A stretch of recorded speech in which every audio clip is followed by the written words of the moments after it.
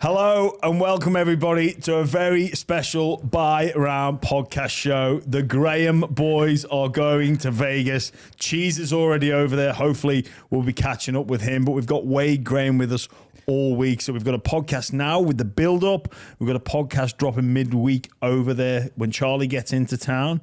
And then we're going to recap the events of what will be Sunday afternoon here, Saturday night in Vegas, when we get back to the hotel room. Wade Graham. So hopefully we keep our wits about us from this week. Thanks for having me. I'm looking forward to the week. Certainly, I suppose I was neither here nor there with the whole Vegas experiment because I wasn't really involved in it at the start. But now that the NRL has decided to fly the broadcasters over and we're going to help out working with the NRL, the event has got me excited for obvious reasons. So I'm going to go. It's an exciting one because the footy's back, but such an event. I'm thinking I love Magic Round and how good that city feels when we're up there. I know that's probably a lot more interest in Brisbane with how much they love rugby league, but you can't help because we're now involved in this event. We fly out tomorrow. I'm pretty excited. Yeah, this time in 24 hours we'll be on the plane. I've not packed, have you? I haven't packed yet either. No. I haven't packed yet. Last minute scramble. I've still got a couple of MRIs to go this afternoon. Oh, do you? Just for my medical exit out of the game. And then I have the season launch for the Sharkies. So get home, quick kiss, good night to the boys, and they go to bed. And in the morning, Dad's off to Vegas. I'll be a different person next time you see me. You've been before, you recently had your books there? Yeah. So it's not your first time? No, well, I remember... because it's a Bucks party and my crew was a pretty solid crew that we went with. And I remember we flew out at about 10 a.m., I think, a few days before the wedding. And I just remember flying out and thinking there was a lot of relief inside me because we did have a bit of a wild crew. And in my head, a few scenarios could have went completely wrong. So to get us all out of there on that plane and survived, I was like, there was a huge relief. And now we're heading back. So I feel like I'm tempting fate. I'm looking forward to going back. It's not my first time in Vegas, but I'm really excited to get back there. It's a really fun place. Obviously, we've got work commitments to do as well. Is there anything in particular you're looking forward to? I'd love to get a game of golf in there. I know there is an NRL golf day. I'm sure if we'll be able to squeeze onto that. But even if we're not on one of those days, if I have an opportunity, like a 4 or 5 hour window, I'll try and get on. I'm a tragic. I love it. Now that I've retired, I've been playing it a whole lot more, and there seems to be like a good amount of really nice courses in and around even the Strip, but there's some that are a little bit further out that are really nice too. So depending on the itinerary and how it works out, if there's an opportunity to get a game of golf in. I think there's a course literally opposite where we're staying because I was looking, this is how sad I am. I've been looking up good coffee places and places to run. Well, and I thought across the road, I was like, oh, there's like a park, fucking golf course. Yeah. Well, Jacko sent the itinerary, or not the itinerary, the little cheat sheet of all the information about restaurants and where Jacko's to go. tip sheet was not a tip sheet for people like us. Fine dining. Yeah. Jacko, what are you doing? And we're going to U2 as well. U2 in the Sphere. That'll be an experience. I'm actually really looking forward to that. That's probably... Well, me too. I've seen U2 before, but the opportunity in the Sphere, I'd go to watch anyone in the Sphere, but U2, some of those classics are going to come out. That's going to be fun. I don't know about anybody. There are some people I'd probably draw the line at. Well, no, sorry, because I've never been in the Sphere. I'll go and watch anyone there at the moment. But if I've been in there before, well, then I'd obviously the experience I'm looking forward to. I was over there, so for my Bucks. We stayed down the end where we're staying, and the new casino that I think is Fontainebleau was almost finished. I was setting it up for the Formula One, but it wasn't quite open yet. Ah, right. So I was like, and it's obviously the latest casino out there, so it's got all the bells and whistles. So that's right near where we're staying, and then a couple of blocks out the back is the Sphere. So it's not really for my type of clientele, though. Like what the fancy new casino? What would we reckon minimum bet? $100. Oh, it's funny, but because I do like a bet, and I do like to sit on the tables and that. Like, I'm happy to go here in Sydney every now and again, but I've been to Vegas twice and I've hardly been on the tables at all. Like I've always found other stuff to do or things to see. I don't like the high minute. See, I'm more partial to Fremont Street. Okay, where it's like you get some interesting cats around there. Yeah, well, we went down. And it's a bit cheaper as well. We went down there one night for my bucks. It was a mechanical bull. Me and my friends all took that on. So yeah, how'd you go? No good. No, I was very. Let's say I was worse for wear, and the bull had it. Bull got me a few times, but if we get an opportunity, maybe me and you will go back. We'll take some revenge on it. It's not my first rodeo going on a mechanical bull. I've been on it before, and it didn't fare well. The bastards that control it, they see pissed up blokes and they know exactly what they're doing. An attractive lady gets on there, Easy, and they know what they're doing. So I don't think we're going to be mastering the mechanical bull. We'll see. There's still a lot of... we need to see the itinerary first. I know... First world problems as well. Yeah. Leave Sydney, all well and good, 11:30. Land in Vegas at 6 a.m. Back in time on the Tuesday. I mean, that's a long day for us. Well, you'll be getting some sleep on the plane. So I'm thinking you do like maybe 4 or 5 hours, stay up and then try and sleep. That's your tactic. 5 or 6 hours heading in, depending on what you can get, and then get into Vegas, check in the hotel, shower, freshen up, big breakfast. I'm thinking see where we go. Wait for a long lunch. We'll see. We'll see. Aeroplane food doesn't really do it for me. So I like to, when I get off a plane, always, even when I've traveled for footy and that, I like to go have a shower, freshen up, and then go get like a decent meal back into me. Because if I don't, I just sort of feel like that jaded feeling. And that even if it's just an hour flight, an hour and a half flight, it's still sort of, I've never been a great flyer. Not as in on the aeroplane. Oh, you'll be lying flat on this plane, no way. Don't worry about that. Not as in on the aeroplane. Just like recovering from the flights has always been an issue. I'll be putting the cucumbers on. I'm aiming to go to the airport tired, lie flat, get a nice kip, get in there. Because that's your strategy. You're welcome to come over to my house tonight and we'll just stay up all night. Mate, you know what? Like, I've been part of those trips before where excitement has got the better of us and we've been out the night before. First night fever. Like, not even first night there. It's like, we're going on this trip tomorrow. Like, let's go meet at the pub the night before and get shit-faced the night before because we're going away tomorrow. Like, it's just like Christmas Eve as a kid. When we were younger, that's what we do. Like, if we're going away tomorrow, let's have a few beers tonight, and then it gets carried away. Well, it's going to be a bit strange because normally when I travel overseas, particularly with the family, what Sydney International Airport's like, you go in and then there's that bar on the left-hand side. As soon as you get in there, everyone going overseas is there. And then there's the restaurant on the backside. Normally me and the missus, we take the kids up there, we have a nice meal and maybe a couple of beers or a wine. But I feel like we're in the business lounge this time. So I'm not used to that sort of premium travel. No, me either. The best thing, it's all free. It's hard to say no to a free beer. Well, I'll be pacing myself in the business lounge. Yeah, that's where I might get a bit excited. In the new settings, might think I'm better than I am in a different circumstance I'm not used to. So we'll have to just keep the excitement in check. We'll help each other. We've got to remember it is a work trip. And for anybody listening that knows us, it's a work trip. It is a work trip. We got the law sent to us today by email. Have you seen it yet? No, I haven't. Do you want me to read it? I'll read it. I'll read the points that is relevant. Whilst I know you are all well versed in travel protocols, I am required to politely remind you that this is a work trip and all the relevant policies apply. Work trip. On board. I'm taking that on board. You've been warned, James. I've been warned. I'll have to check my emails to see if I was part of that chain. I may have got sterner words than that. Speaking of overseas, the World Cup Challenge, Wigan taking out a 16 points to 12 win against the Panthers, littered with controversy. What did you make of the game?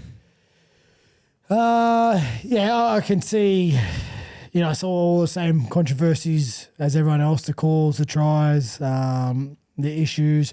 I'd say I thought they were taking the mickey out of the ruck a bit, like particularly early on. I'm one that usually would say, be in the ref's corner saying just to let the game flow a little bit at the start so the teams can, work out the own rhythm of the game for themselves. But, there was a couple of opportunities early when he could have just set his authority and cleaned up that ruck because it wasn't just an extra second. It was an extra second and a bit. And I suppose the last few years in the NRL and in the Super League too, that they generally do have quick rucks. It just looked like a different game. Over there's a bit of a misconception that it's this free-flowing, attacking-minded football. And it is to an extent. Like there is less of a, I guess in my experience there, less of a stress of an error. But I find that the really good teams, so your St. Helens, your Catalans, your Warringtons, your Wiggins, Leeds as well, they do slow the ruck down really well and they make it look tidy. And it's just become a trait of the game over there. Yeah. So, I know it was something St. Helens had to work on when they came here, and it was an Australian referee or an NRL-based referee, and it wasn't, it wasn't going to be refereed with the same interpretation as what the Super League would do. Well, there's a few things we can talk about. We can talk about the World Club Challenge or the general state of the refereeing as well over there, because we'll get to that later. Okay. But I think for me, World Club Challenge, congratulations to Wigan. Yep. I thought the actual defence online, like that Willie Isa makes a mistake in the first set, you think, oh shit, like Wigan are going to get pumped here. But credit to them, they turned up and they really frustrated the Panthers. Like the amount of times that they ran the ball on last, they couldn't find a kick. Like it looked like Nathan was teased into options a few times, or even Mitch Kenny hits Fisher Harris on last, and you kind of like, what's going on here? Like it was very un-Penrith like, but credit to Wigan for the amount of frustration they imposed on Penrith Panthers. Yeah, for sure. You can't take anything away from Wigan, their defensive effort. Like particularly early on when Penrith fired a few shots at them, you're right, they looked comfortable on their goal line. They never looked really under too much pressure.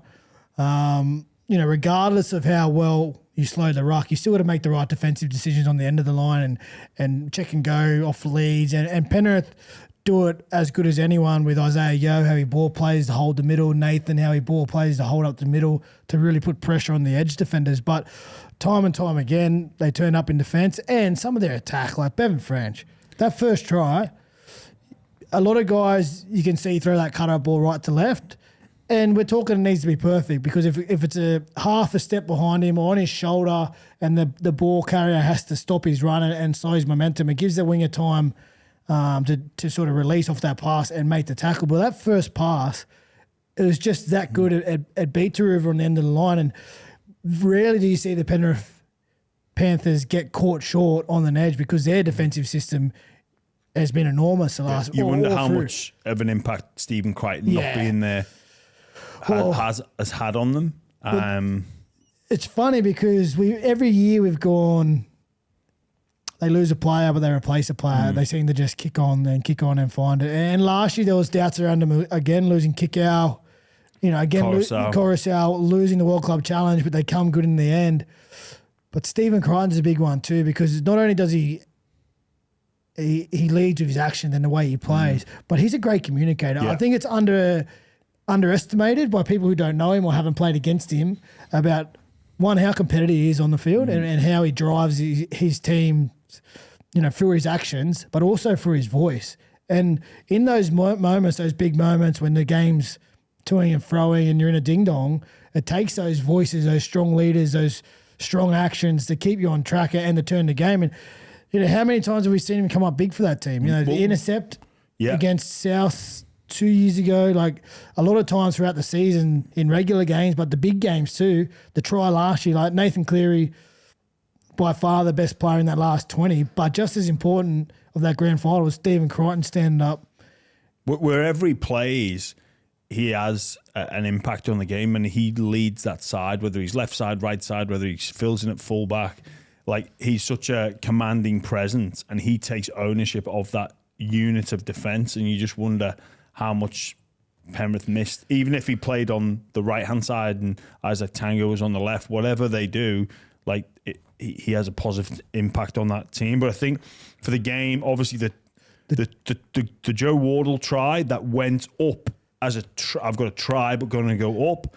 No evidence to overturn that decision. I thought that was strange to send up as a try. Like, if the referee was right there and he could see it, like, award it. Yeah. Well, that one angle too that showed the other when they did it after the try had been awarded. Yes. And he looked like he was well short. That was it. It was funny, wasn't it? They showed the best angle after. Yeah, it was strange. And I'll just say, yeah, whenever the refs are forced into a decision, when they don't know, but they need to send it up one way, right? Because they're asked to go up there. It's always going to be hard to find sufficient evidence to overturn it. You got to find sufficient evidence to overturn it, or to if it's a no try to award it a try. I just don't know why they can't just say what they really think. Like, yeah, mate, I think it's a try. Can I send it up to confirm? No, mate, I don't think it's a try, but I need you to confirm. Or in this instance, I feel like he should have said, I honestly don't know. They could, like, you're going to have to make that decision up there. And then benefit. Well, but that's how it used to be. It used to just go up and to the screen to check, and benefit of the doubt would go with the attacking team.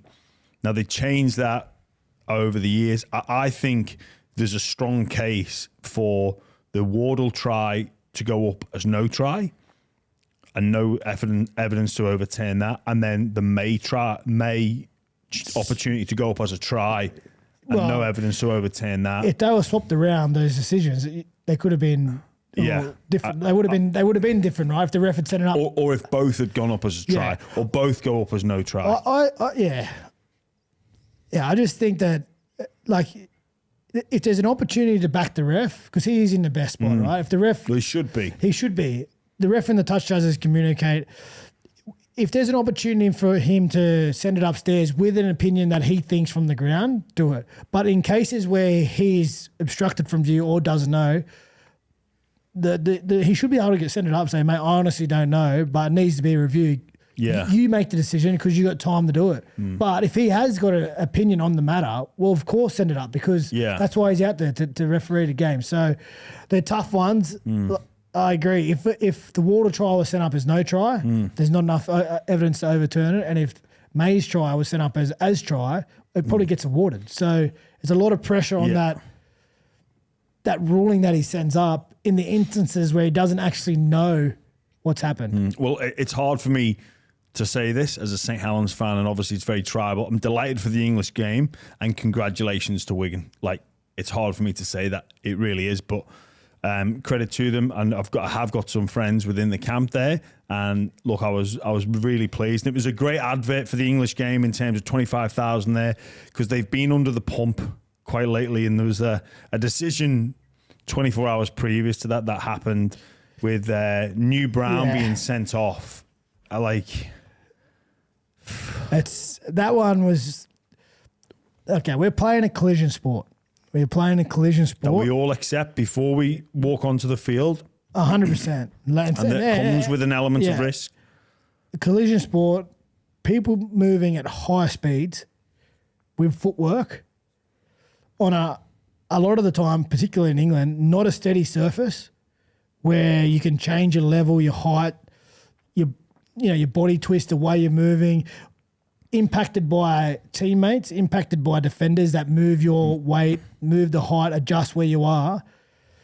Accidents are going to happen. Yeah, accidents are going to happen. Well, it's the whole premise of attacking when you've got the ball is to evade the defender. It's you've got to disguise where you're going to go. So that's going to create. Well, there's going to be accidents. But this one with New Brown, it wasn't even that. It was just he was swung around. Yeah. Mate, I've had head clashes with guys who I've gone into the tackle or I've run the ball and been hit from a defender and head clash with the guy behind me in the side of the head. Now, friendly fire. How many times have you been hit by your own teammate? I've got a scar here in my face that happened literally my second to last game. With my teammate, it's the biggest. We clashed heads. Like, he doesn't get sent off. we need to be careful with where we go. Particularly, we've seen crackdowns happen in the past over here in NRL. The head eye crackdown where it got to the stage where it was farcical, right? Like all those sends off a couple of years ago. It was Magic Round, yeah. It just took away from the product of the game. No one was even talking about Magic Round because of how much the crackdown affected it. And you're never going to be able to rule it out of the game. Like, you're never going to be able to stamp it out by punishment because the accidents are going to continue to happen. So to send people to the bin or send people off for accidents, I don't even agree with the ones. I think we saw one in the NRL. It might have been the game we were calling the Sharkies Dogs, where someone went in the line and slipped over. Matty Burton didn't even adjust his arm. Yeah, and he was put on report. Yeah, he was put on report. Matty Burton didn't even adjust his arms. The attacking player slipped over, went from 6 foot tall to 4.5 foot. He fell in. We're talking less than a second. We're talking... And Matty Burton doesn't even adjust his arm. So realistically, the Sharks player has headbutted Matty's arm. Yeah. And Matty Burton, he's put on report and will most likely have a fine out of it.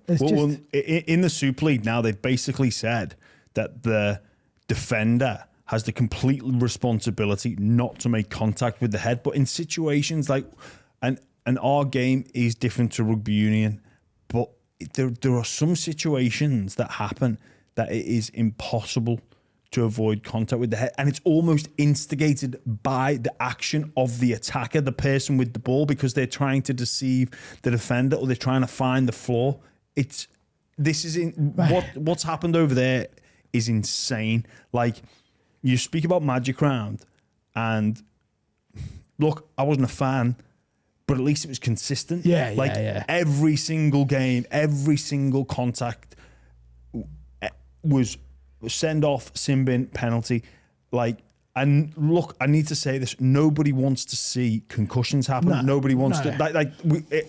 It pisses me off that we even need to premise what I'm about to say with that. But the new Brown thing, it wasn't even a penalty, and unfortunately, this is what happens when you get doctors, lawyers, fear of litigation, insurance companies meddling with the game without consulting the people who know the game.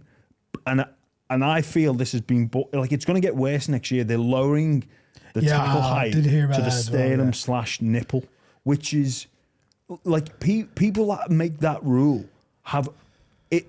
It's just purely through the prism of player safety. Yeah. And we can't ever have any contact with the head. And nobody wants to see it, but it's an unfortunate consequence of our game.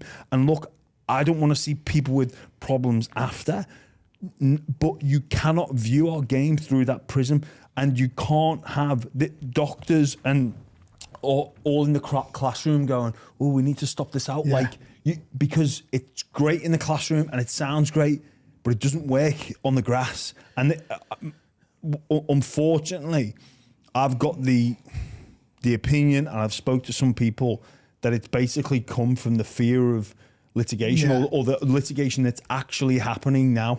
And it pisses me off because, the people over there making the decisions, like they've had such a good start to the season, but it's just overshadowed by this. It's inconsistent, and people that are I agree. They just have no idea what it's like out there. I agree with you. I certainly agree with you. And I think the game, particularly over here in Australia, I must admit I'm not completely up to everything over in the Super League, but players as individuals and as humans are more knowledgeable than ever around the risks with concussions and head trauma and clubs too, the way they look after it, the doctors they have available, the HIA protocols, everything, right? We're the best. We're in the best place to tackle any future problems or even to improve it over the next few years.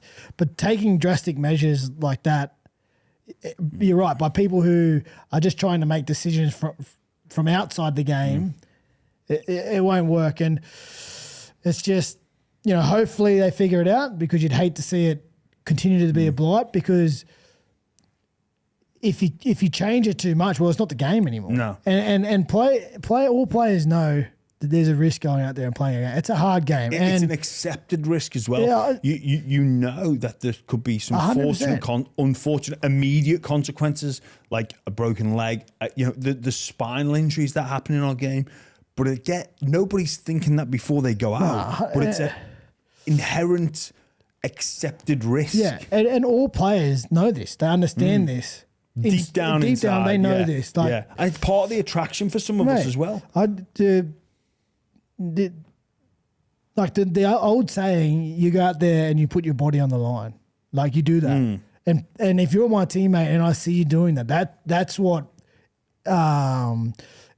makes you a teammate I love to play with, because you're out there putting your body on the line to make my job easier. And when I see that, mate, I'll put my body on the line for you as well, because that's what we're going to do as a team. And as well, I think it's important to note that we don't mean putting the body on the line like getting yourself knocked out and carrying on. There's difference to that. It's a physical commitment. And it's people that know the game. Yeah. We know, I know what you mean by that, but the people that are listening or would take that out of context perhaps don't. But for me, Wado, like this, because if you're going to view the game through the single angle of player welfare, injury player prevention. safety, injury, right? One, you wouldn't be allowed to play every week. No. That would be completely kiboshed. But if we didn't play every week, the TV rights deal, it doesn't exist, and we don't get paid, and then it becomes a bit of a passion project. Yeah. Would you play at the same intensity as a passion project? Probably not. So the game then therefore pretty much goes,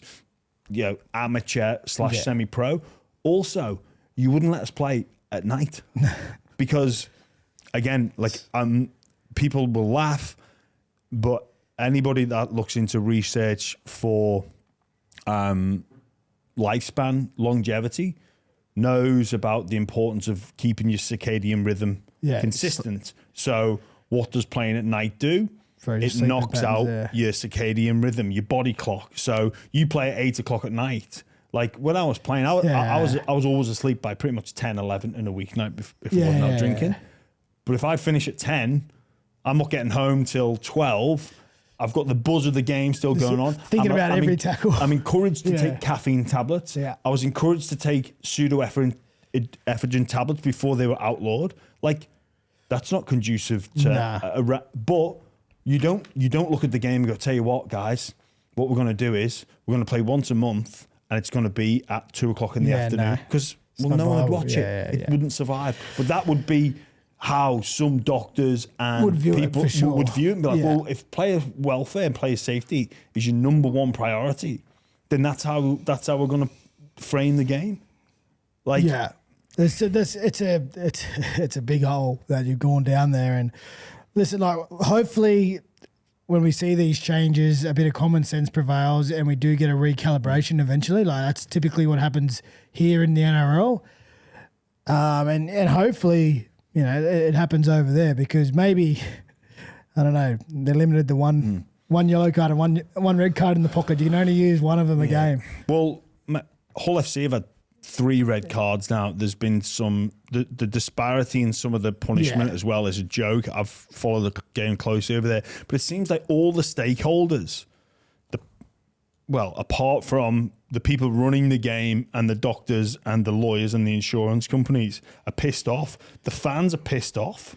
The players are pissed off. Yeah. The commentators and the TV broadcasters are pissed off. They don't like what they're seeing, but someone somewhere or a group of people are making this decision, and it's about whether all through the prism of player safety and or trying to bring a new audience to the game. Well, I don't know if you are. I think it's a fine balance between, you've got these lifetime rugby league fans over in the north of England versus trying to bring a new audience. Like, is anybody going to watch that product and think, or I'll let my son or daughter play now because they're outlawing that tackle? Like, what? Yeah, well, this is for a number of years we fought hard with the RPA, right, for consultation rights. Well, they don't have a union over there. Yeah, well, which is the first issue. The first problem they've got is the players don't have a union. Well, this would probably help the matter.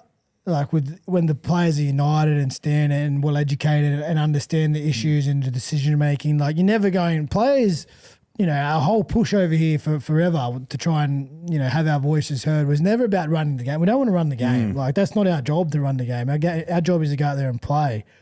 But, we also felt that, we are in a good position. We are a major stakeholder and, our voices and opinions should be heard, not to run the game, but because, maybe we have a different opinion and we could help you, progress the game further. Like, we all love the game. We want the game to grow. We want it to be the biggest and best it can be.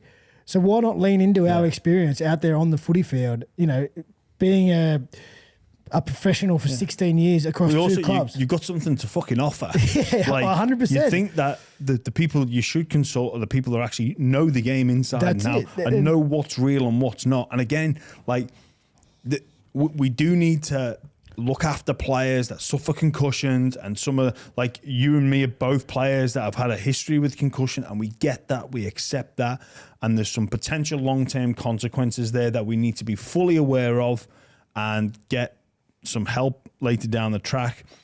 But that doesn't mean that we can frame a game and put this like this. It's just, well, it won't work. It just won't work. It's not sustainable at the moment, so, and I really do hope that they get their act together over there. So because do I. It probably leads on to the next thing. Yeah, with reported the NRL are going to look to not take over, but buy a stake or buy the whole Super League competition. I don't actually know who they're buying it from.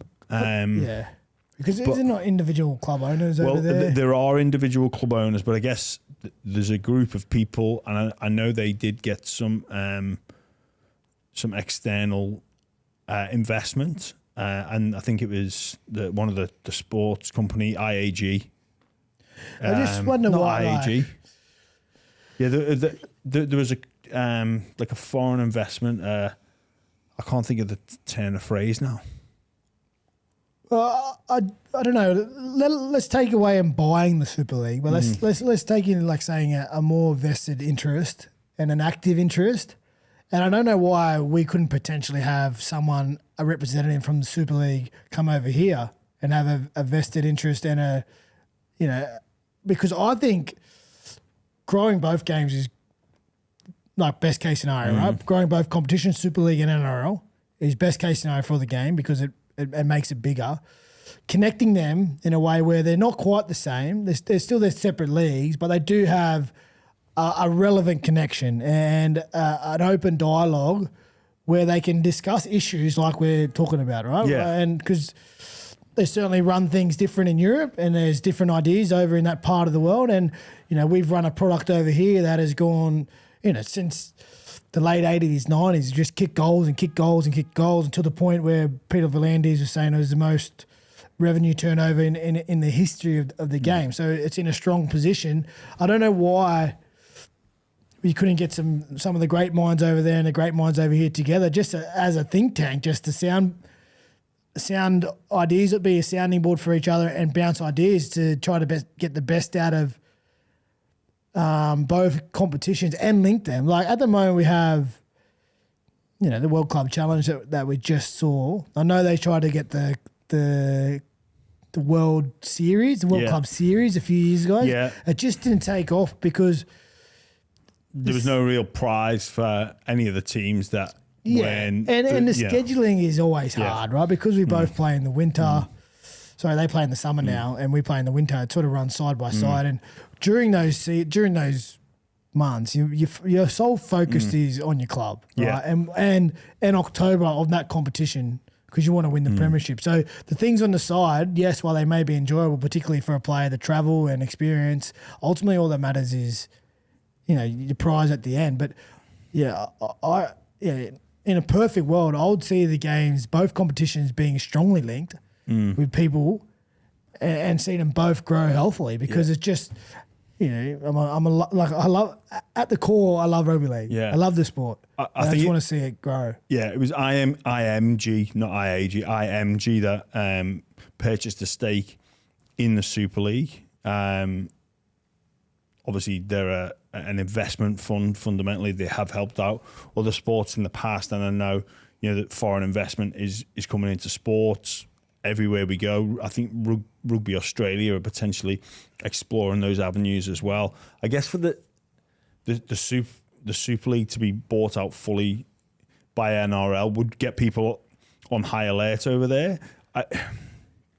Whether or not, and this is from a purely NRL point of view and grow just the NRL, I know that some of those Super League teams are struggling, and I just wonder if, perhaps there's an appetite to shrink the Super League eventually, and I just wonder if this could happen, where the NRL buy out the Super League, shrink it into 6 to 8 teams, and have those 6 to 8 teams compete as part of a conference over here, make it one global competition like the European Super League that was muted in soccer and football. Whether or not we do that, maybe again, we speak about we're going to Las Vegas. That would be a great spot to host some conference games. Yeah. Also Saudi Arabia now, like they're every single boxing fight, a lot of MMA fights are going there. F1 there. Their soccer league is going gangbusters. They're investing in sport. Obviously, that's a good halfway point. I just wonder, perhaps if the long-term vision of Peter V'landys, the NRL, could be to take the Super League and this is a purely business thing. This isn't good for the lower teams in Super League, but condense it down into 6 to 8. We over here go from 17 to 18 to 20 plus 8, then you've got a conference and figure it out like that. So you think it'd be interesting, because if you'd have to say then that there'd be, if it's a global competition, well then the clubs that get shrunk out of the Super League would then enter a domestic competition. So there'd be maybe if you had 24 teams and 3 conferences of 8, and then all the English teams fly out here and play games, and then the Australian teams go there, or like I say, there's meetings in Saudi, there's meetings in Las Vegas. I get the premise of it, and if they could pull something off that off, it'd be massive. It wouldn't be the National Rugby League anymore, but it would be a new name, a new competition, a global competition. And I'm talking like long term. I'm talking like 10, 15, 20 years time. I can potentially see it happening. The world's only getting smaller, right? With technology, how the tolerance of people, the understanding of, the perception of how much is out there. But it's, you jump on a plane for a day and you're about as far as you can go now. Yeah. So, there could be something like that in the distant future. I just think it would come with so much, because I think there would be breakaway domestic competitions. I don't think there'd be a choice for a club to say, okay, I want to join the global competition, or I want to be in this Australian domestic competition. Or there could almost be 2 tiers. There'd be domestic competitions, and then you go up and like say a relegate for promotion. So I think it would be best suited like the conference style. Yeah. I know Gus Gould has been talking for years about just having a conference system within Australia, right? With all the teams, the Sydney competition, a northern competition, Brisbane, wherever. So if you could grow it to the stage where if there's 28 teams involved, or, say 24 teams, 888, it could potentially work. I could potentially see that where it goes. Like some of the talk from, some of the commentators around this has been around, some of the Super League players coming over here, them switching back to the winter competition. That just for me can't happen. I played in the Super League when clubs were using loopholes. So Joey Johns came and played for Warrington.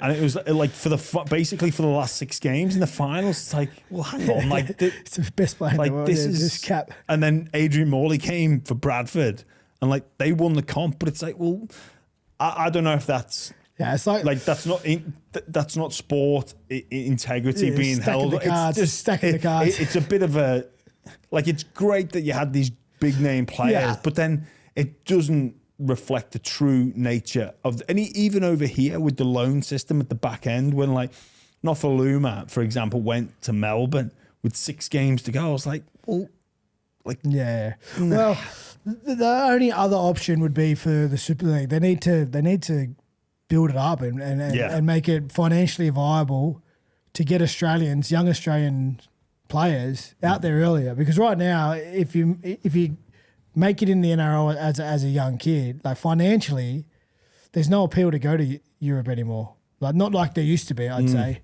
Oh, like there's the appeal to go, and obviously you. Well, look at someone like Jay Field. Yeah, what he be earning in England, and obviously like with the cost of living there and with the benefits that you can. So there are some. I misrepresent. I mean, like for the stars. Yeah. For the moment, at the moment, there's no one that you couldn't come and offer Kalen Ponga a contract in the UK because. They just couldn't match what was here in Australia, and all the superstars. You couldn't do that. Yeah, we could go over there, and offer a big deal to there and pull the best young talent over here for the chance to come and try over in NRL. And we've seen,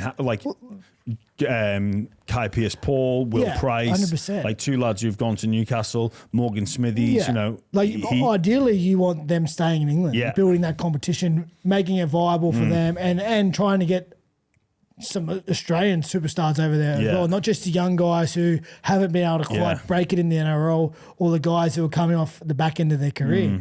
Like if you could build the competition to back up where there was an incentive to go over for a superstar. Yeah, it's changed very quickly. Like back in my time when I was coming through there, like St. Helens had Jason Kalis, who was a Kiwi international. We bought Josh Perry, who was Australian international. Well, he was in Australian international when he signed.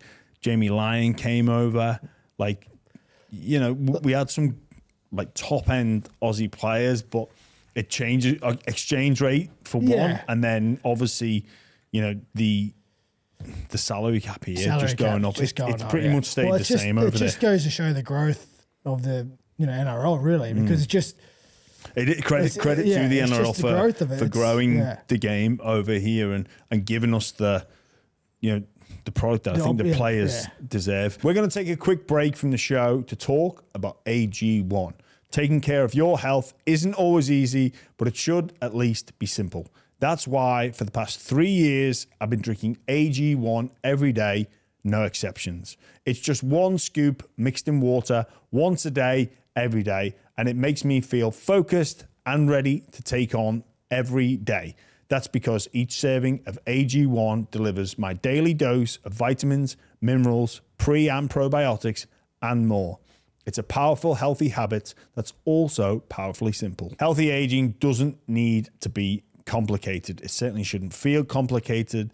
That's why sometimes when you're taking all sorts of mixes of pills, potions, powders, supplements, whatever, it can become exhausting. But just 1 scoop of AG1 every single day covers all my nutritional bases. It helps support my mental and physical health, which are so important to me, and I don't need the hassle that can be part of the mental health issues. So in just 60 seconds every morning, I know I'm giving my body exactly what it needs and setting up my sustainable habits for the long run. If there's one product I had to recommend to elevate your health, it's AG1.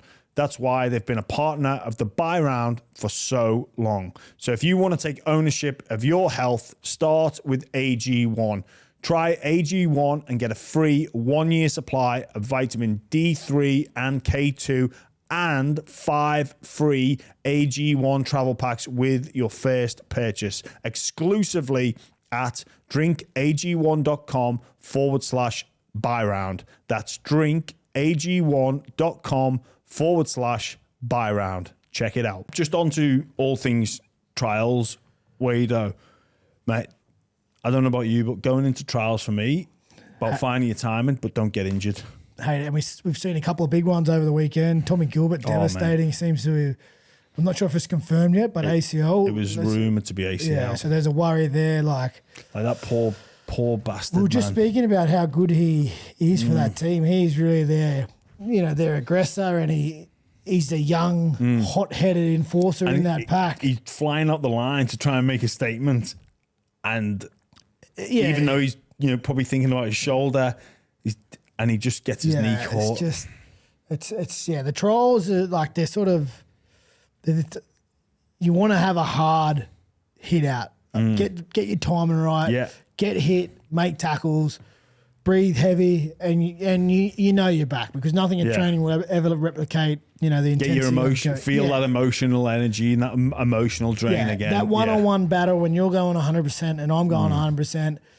Let's get the game going. But then once you get through that, it's all right. Okay, let's get out of here healthy and get on to the next week where what we've been preparing for all preseason. So to see the injuries, like particularly the big ones, are always disappointing and they're always bitter pills to swallow. Taruva again, I think he didn't look great. That could be we had young Kate Dykes do his hemi. Yeah. So he's just come off his ACL, so it's another setback. But like again, injuries are a part of the game. They are, but they're a shit kicker to happen at training and trials, or in a trial. You I think on a personal level, they make it even worse because it's that mental demon of being like, and I look at a guy like Tommy Gilbert, you go like how many you could see he was swearing on camera to himself.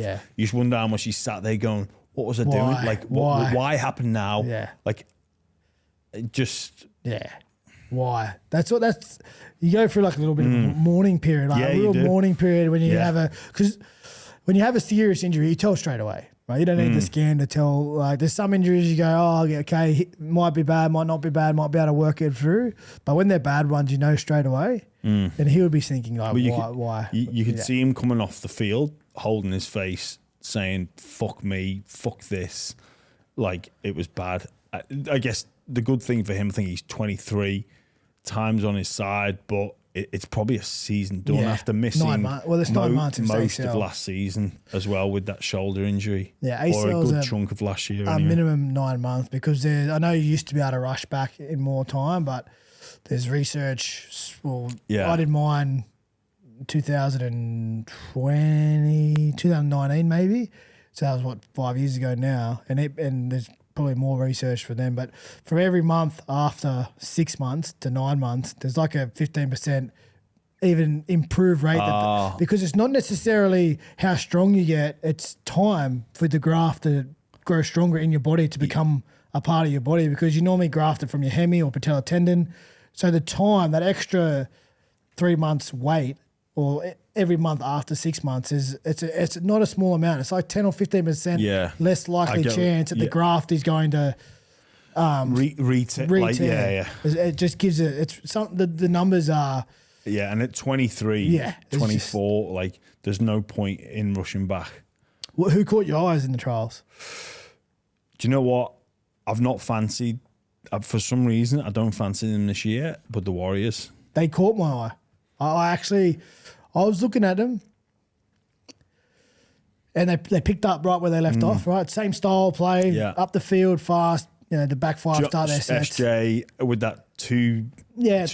Double, and their middles playing the diamonds, like real powerful runs over the ad line. They haven't changed much. No, they're similar. They're very similar. Even like Sean, you kick it off the back of the shape. Yeah. They kick it off the back of shape into the corner for Dallin to chase down. Like it's almost a carbon copy plan.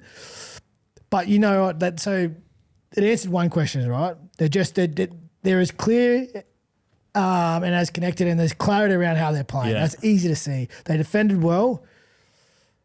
They added Kurt Capewell, who, you think of him, right? And he's not the biggest, he's not the fastest, but he's just those players. He's very much like Johnny Bateman, right? They're just sort of they're unconventional and they just move a different way and they don't do things the way everyone else does. Unorthodox style. Like, just like what? But they always go well. And he was brilliant on the weekend. Like, I know Barnett scored the try, but he made that run and break. It set it up. So he's at it, and not just his experience, right? He's played in grand final winner, was at the Broncos last year, experience, and they added Roger Tuivasa-Sheck. So we know Roger. We know he's going to be good wherever he plays. I know he played centre. He did play a little bit of fullback. You speak about like the little things that make a huge difference. Like obviously fullbacks now. Anybody that watches the game in depth, you notice the yardage carry. Play 4 into 5. Your fullback takes it for a quick play the ball, but also they don't need to chase down, so everybody else gets on the chasing. But it's all about that quick play the ball, play 4 into 5. Roger does it better than anybody. Well, that, mate, because he jumps in the air, and if you plant straight in front of him, your left foot. If you allow for his left, he just keeps running straight. And he'll find the ground, get a half line break, quick play the ball. I don't know about how much I want to go back because it is just a trial, but I looked at the Warriors and last year's team and last year's top 4. Penrith have lost players, Brisbane have lost players, Warriors have gained players, Melbourne have pretty much stayed the same. Now, obviously, there's other teams that will come into that. Roosters have gained, South have gained, Bulldogs gained. People take the piss out of me for that. But you know what I mean? The Warriors, carbon copy of what they did last year, but they've got extra bits of class, I agree. extra depth. It's like I'm starting to see it. A strong case now. Why the Warriors can be top 4 again. I did my prediction. It was the first time I've done a prediction before, and it was hard because I know traditionally there's teams that come up the ladder, right, and there's teams that slide, and they don't all fit in. So when I was trying to put it together for the first time, sort of looking at it. Because I'd never really cared before, because I just worried about myself. But now for this sort of stuff, we need to do it. I was looking at it, and I had him. I think I had him sitting maybe 5th, thinking that they'd be, good from last year, and they were more of a wait and see. I didn't think they would slide, but I didn't think they would go up much either. But I think if they can stay healthy and keep it together, I really think they could be a threat later in the year. Because the other thing too. You bring an experience like Capewell and that in too. You have guys like Niokora coming off the bench. Like he was playing in the back row last year, right? And if he turns into a bench player, you take Fanua Blake off, put Niokora on in the middle like that, big body. They stay healthy. Metcalf got injured towards the back end of last year. He was killing it. Wade Egan, we don't speak enough about. He had his best season last year. And that, we talk about the Barnett try before, how he jumps out left, doesn't even look, flicks it back right. His deception around the ruck is as good as anyone, as any 9 in the competition. So, and I was watching the Warriors carefully because the Sharks have them in round 1. So they do, I made a point to watch them. So, I was very, very impressed. I just wonder if they can maintain what they did. That's the difficult thing. Sometimes we see so many sides have that peak year, and then for whatever reason it is, whether it's motivation, attitude, thinking it's going to continue on, these are hard mindsets to shift. I don't know, but... Well, this will be Andrew Webster, right? He'll be the one, whether he can keep them in check, keep them focused. Because, you can start well, but you almost can't be playing your best footy at the start of the year as well. You need to be building. You need to build. You need to build. Jag some wins and build. And they probably did that last year. Remember that game against the Sharks? They were down. At Shark Park, 3 or 4 scores. Sean, did he kick a field goal in Golden Point? No, it was penalty goal. It was penalty goal. But we were 18-0 up. Yeah, that's right. After probably 18 minutes, to be honest. We started at the gates and they just hung around. Shawnee kept kicking us to corners. Eventually we made an error. They found a try. Kicking the corners, found an error, found a try. And then they got their way all the way into the game, and he managed to kick a penalty goal, maybe in Golden Point. Yeah, it was a very close. But that was right at the start, I think, of their run. Yeah, it was, and it's funny how things sometimes events like that can give you that kickstart to your year. But I'm really going to keep a close eye on the Warriors this year. Another highlight for me, Stephen Crichton, walking out as captain of the Bulldogs. What a player they've got there. Yeah, I got asked earlier on Triple M last week what do I think of him as captain. And I love it. I love him as a player. I think some guys' captaincy can affect in a negative way, the pressure and the responsibility. And some guys it goes the other way and enhances them. Yeah. Because I think he's always been a great player. We mentioned him, Penrith missing him in the World Club Challenge. That team out at Penrith, in a team full of players who have presence on the field, you talk about, Fisher Harris and Leota, Isaiah Yeo, Cleary, Luai.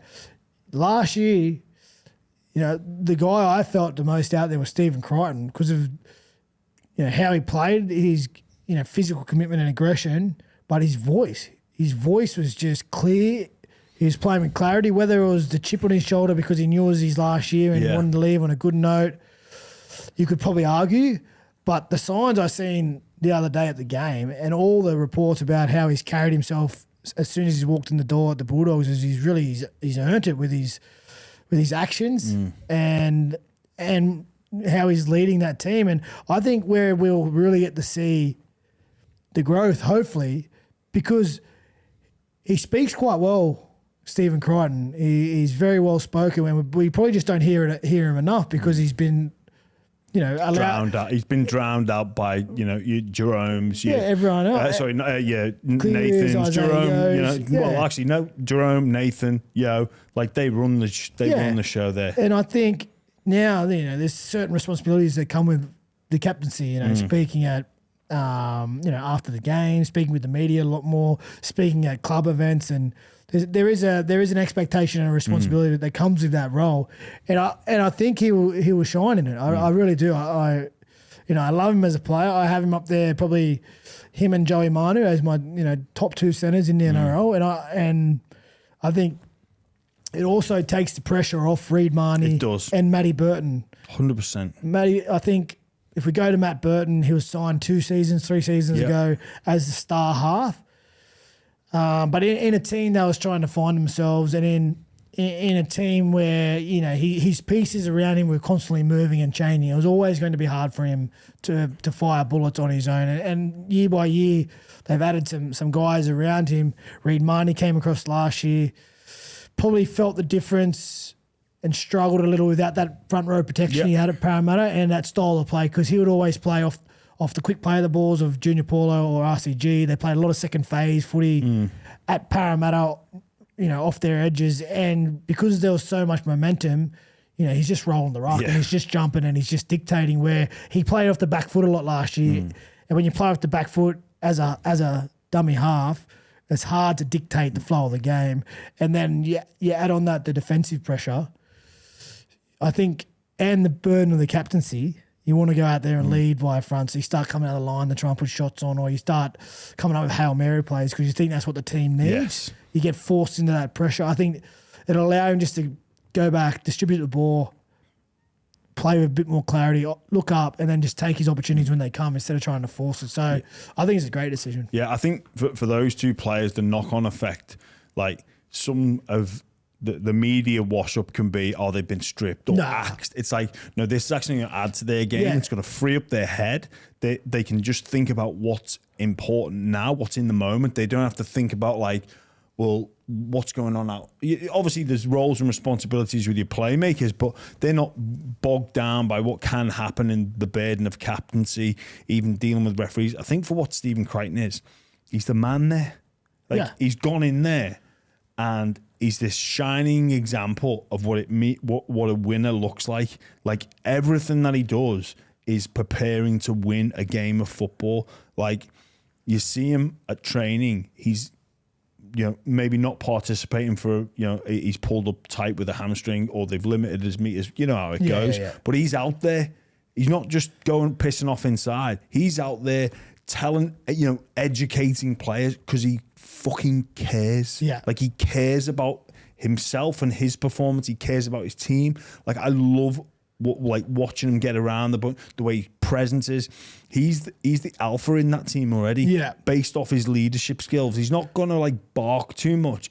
But when things get tough, which they always will in a game of football, some of those lads, they need to be led, and they're gonna look to Stephen Crichton, to Critter, and go, mate, what do we do? Yeah. Or he just goes, don't even worry about asking me, boys. Give it to me. I'll show you. Yeah. And I think so Matty Burton and Reid Marnie are still going to be leaders in that team. Yeah. For sure, right? And the strength of a captain and a good leader is to rely on those guys when you need to. He's not going to be there running the game plan. No. He's going to be leading by example, as you said. And he'll still go to Matty Burton and still go to Reid Marnie about, how we're going to get the team around. What are you thinking this week? They'll be talking footy. That's what. Yeah. They'll be a part. They'll be a central part of that team. That's the reason why Cam Serraldo got him there in the first place. But I think you're right. From all the reports, obviously you have more knowledge to me, the way he's carried himself since he's got there, there's been no other decision other than to award, give him, you are the leader, that's mate. It was a choice that I think Cam Serraldo and the rest of the staff had to make, and they know that. And I think even as well, when you sort of look ahead and you think, oh, we're going to win lots of games, but there's going to be times because of the way the Bulldogs are at that they're going to lose games and perhaps lose games that they should win, and how that affects morale. And I've been part of teams where you need that person that's a joker to come in and be like, hey, and, quickly forget things and change the mood of the camp. But what I'm seeing with Stephen Crichton is, he is as professional as they come, and he's that person that's so driven and determined to win that lose a game, what do we do next? Do we sulk? No, we're getting prepared. We don't lose, we learn, and we're getting ready to go again, lads. And that's the type of, not just the player, but the person that he is. Well, that's good. He's a winner. We've saw it a number of years, at the Panthers. And we already spoke about it at the start. There's a reason why some people seem to be in the right place at the right time, a lot of the time. And that's because they give themselves every opportunity to be there. Already, how old is he? 23? Yeah. 3 premierships. Not just 3 premierships, intercept. The 2 in particular, massive roles to play in winning the game on the big stage. When it's in the biggest moment, someone's put their hand up to take the game on, and he's been the one, right? So, the Bulldogs have got a good one there. Yeah. All right, Wader, I reckon that's probably about time to wrap it up. We didn't get to talk DUIs and well, that's good. I didn't want to talk about any teams that are. We weren't impressed with. We had DUIs not reported on the rundown. We had Tigers not going so well. How long do you think he was stressing for about, I'm not telling him, I'm just going to try and slip this under the radar? And just slide it through. Kind of understand why he did. Yeah. But next up, Vegas, man. Yes. I'll see you in about 22 hours, 23 hours. No, what time? No, less. I tried 12 hours. Have you checked in? I tried to check. 12 hours? No, you're not meeting at 3 o'clock. We're not meeting at 3 o'clock in the morning. I thought we were sleeping. I'll see you at your house in a bit. No, I tried to check in. It said I can't. I think it's because it must be under someone else's name. They've checked us in. So we have to group booking or old school checking in at the airport. I didn't mind. How many bags you bringing? Just one. It's fine. Yeah. Yeah. Obviously, well. What are you wearing? I got just 2 collars, a couple polo shirts. Mate, let's have this conversation off the air. I don't know. I'm going to make the call when I get back. Mate, I know we're flying business. You get the opportunity to take check 2 bags. Don't think I'm going to go. Right, you know what I'm going to do? I'm going to check 1. And then I'm going to bring back loads of gifts for my family with the other one. I might wear a suit sitting in business. I might suit up. Mate, did you not get that email saying suits required? That would be, if you come in a suit, I'd be so happy. Thanks for having me, brother. No, mate, it's been an absolute pleasure. Looking forward to flying business class with you. It should be a great week. And really, look, we will have some fun, but congratulations. Well, hopefully it's congratulations to the NRL. I know a lot of work gone into this. When it first came out, I think, I can't remember where it was, but I was working for Triple M and he's saying the NRL going to Vegas. I was like, this is bollocks. It was halfway through, a quarter of the way through last season. We're gonna kick the season off in 2024 in Vegas. I was like, fucking no chance that's happening. And people go, oh, will you be there? I'm like, we're not fucking going. Are you mad? This is just, it's a slow news day. It's a toss. It's all you check the date. Is it April Fool's? We ain't going to Vegas. It's fuck, it's actually happened. So we'll be on the plane tomorrow and it'll be real. So looking forward to it. Well, when's our preview? Before the game? We're going to do a preview midweek? We'll do a podcast Wednesday Vegas time, so that'll come out Thursday here. That's good because I want to dive into the field, the dimensions. It's going to be smaller. Not literally. No. I want to chat about the field. It's going to be smaller. 6 meters smaller. It is going to be smaller. But for me, I think that's massive. Well, just hold your water, Wade. That's a nice little teaser into Thursday Australia time. Wade Graham's diving into a field. So I might get him to do that after a few beers. We'll Super League will probably red card the field. Yeah. Yeah, all right. Well, after a couple of beers on Wednesday, we can try and get access to the actual field, and we can film you diving into Well, it. if we can't get into the stadium, might be able to get to the grass because they parked that outside. What do you mean? They wheel the grass out. So the grass sits outside the stadium because it's a covered stadium. So they wheel it out in the desert, has a watering system underneath that keeps it green. And then when the games are on, they just wheel it back in. Seriously? Seriously, it's on a track. Jimmy, I've got so many known facts about Vegas. I thought you were going to take me under your wing. I'm going to take you under mine. Yeah, you're my tour guide. Watch out Fremont Street. All right, thanks for listening, everyone. We'll catch you through the week.